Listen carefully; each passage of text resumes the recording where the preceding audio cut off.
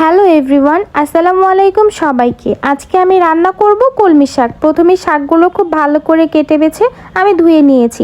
কেটে নিয়েছি রসুন, কাঁচামরিচ আর পেঁয়াজ। পানি গরম দিয়ে সেখানে দিয়ে দিলাম শাকগুলো, কারণ আমি শাকগুলো একটু ভাপিয়ে নিব।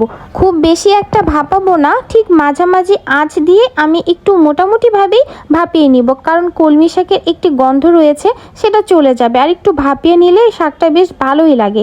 দিয়ে দিয়েছি আমি রসুন কোয়া, কাঁচামরিচ আর পেঁয়াজ। এগুলো খুব সুন্দর করে আমি ভেজে নেব। ভেজে নেওয়ার পরে যখন লাল লাল হয়ে আসবে, তারপরে দিয়ে দিব শাকগুলো খুব ভালোভাবে নেড়ে চেড়ে নিব।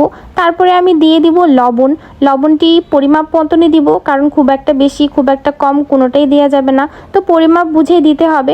এই যে আমার শাক প্রায় হয়ে গিয়েছে। Thank you so much, thanks for watching. সাথে থাকবেন, পাশে থাকবেন এবং অবশ্যই সাবস্ক্রাইব করবেন। ধন্যবাদ।